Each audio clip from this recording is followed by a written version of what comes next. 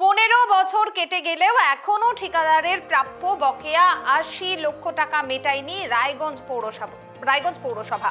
আদালতের নির্দেশ না মানায় রাজ্যের অর্থ সচিব এবং নগর উন্নয়ন দপ্তরের সচিবের বিরুদ্ধে আদালত অবমাননার রুল জারি করার নির্দেশ কলকাতা হাইকোর্টের। আগামী 3রা নভেম্বর মামলার পরবর্তী শুনানি রয়েছে। ওই দিন আদালতে হাজিরা দিয়ে দুই সচিবকে টাকা না মেটানোর কারণ ব্যাখ্যা সহ হলফনামা আকারে আদালতকে জানানোর নির্দেশ বিচারপতি রাজাশেখর মান্থার। এ বিষয়ে বিস্তারিত জানবো। এই মুহূর্তে আমার সঙ্গে টেলিফোন লাইনে রয়েছেন আমাদের প্রতিনিধি রিমিক। 15 বছরেও বকেয়া টাকা মেটায়নি রায়গঞ্জ পৌরসভা, রুল জারি করলো হাইকোর্ট। কি এ বিষয়ে কি কি জানা যাচ্ছে? একদমই দেখো, যে অভিযোগ যে 2010 সালে এক যে মামলাকারী ঠিকাদার, তার অভিযোগ হচ্ছে 2010 সালে তিনি বৈধভাবে রায়গঞ্জ পৌরসভার একাধিক কাজের বরাত পেয়েছিলেন এবং তিনি প্রায় 80 লক্ষ টাকার মতো কাজ করেছিলেন এবং নির্দিষ্ট সময় তিনি সেই কাজ শেষও করেছিলেন।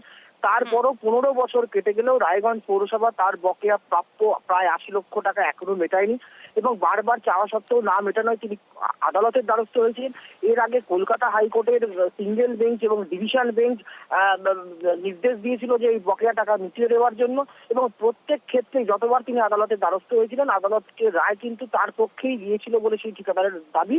এবং গত 14ই জুলাই কলকাতা হাইকোর্টের যে নির্দেশ ছিল যে অবিলম্বে এই ঠিকাদারের বকেয়া প্রাপ্য টাকা মিটিয়ে দিতে হবে রায়গঞ্জ পৌরসভাকে, এবং তারপরে সেই মামলাকে সেই নির্দেশকে চ্যালেঞ্জ করে সিঙ্গেল বেঞ্চে সেই নির্দেশের চ্যালেঞ্জ করে ডিভিশন বেঞ্চে মামলা হলে ডিভিশন বেঞ্চে কিন্তু সিঙ্গেল বেঞ্চে সেই নির্দেশ বহাল রাখে।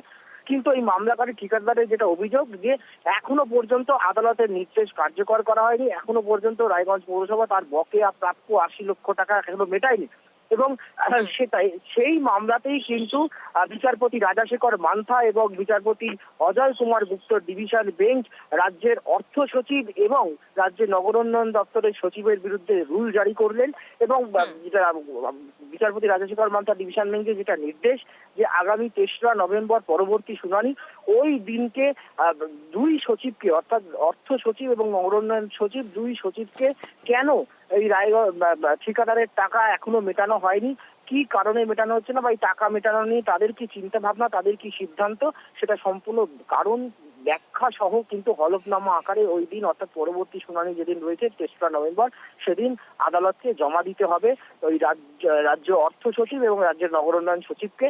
এবং এই নির্দেশই কিন্তু জারি করেছেন। ফলে এখন দেখা এবং যে রুল জারি করা হয়েছে দুই সচিবের বিরুদ্ধে কিন্তু আদালত অবমাননা রুল জারি করা হয়েছে। কেননা কলকাতা হাইকোর্টের সিঙ্গেল বেঞ্চ এবং ডিভিশন বেঞ্চ দুই বেঞ্চেরই নির্দেশ ছিল যে ঠিকাদারের বকেয়া যে প্রাপ্য 80 লক্ষ টাকা সেটা মিটিয়ে দেওয়ার, কিন্তু তাও দেয়নি আদালতের নির্দেশে সত্ত্বেও। সেই কারণেই এই রাজ্যের অর্থ সচিব এবং রাজ্যের নগর উন্নয়ন দপ্তরের সচিবের বিরুদ্ধে আদালত অবমাননা রুল জারি করা হয়েছে। এবং 3রা নভেম্বর পরবর্তী যে শুনানি রয়েছে সেই দিনকে এই দুই সচিবকে কেন ওই ঠিকাদারের প্রাপ্য বকেয়া 80 লক্ষ টাকা মেটানো হয়নি, কি কারণ এবং এই নিয়ে তাদের কি ভাবনা চিন্তা রয়েছে, তারা কি তাদের অবস্থান কি, সেটা একদম কারণ সহ ব্যাখ্যা সহ হলফনামা আকারে জমা দিতে নির্দেশ দিয়েছেন অর্থ সচিব এবং নগর উন্নয়ন সচিবকে বিচারপতি রাজাশেখর মান্থা এবং বিচারপতি অজয় কুমার গুপ্তের ডিভিশন বেঞ্চ। পুনমি।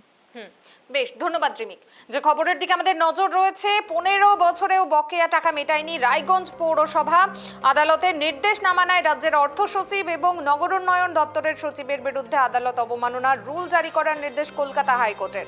আগামী 3রা নভেম্বর পরবর্তী শুনানি রয়েছে। ওই দিন আদালতে হাজিরা দিয়ে দুই সচিবকে টাকা না মেটানোর কারণ ব্যাখ্যা সহ হলফনামা আকারে আদালতকে জানানোর নির্দেশ দিয়েছে বিচারপতি রাজাশেখর মান্থার ডিভিশন বেঞ্চ।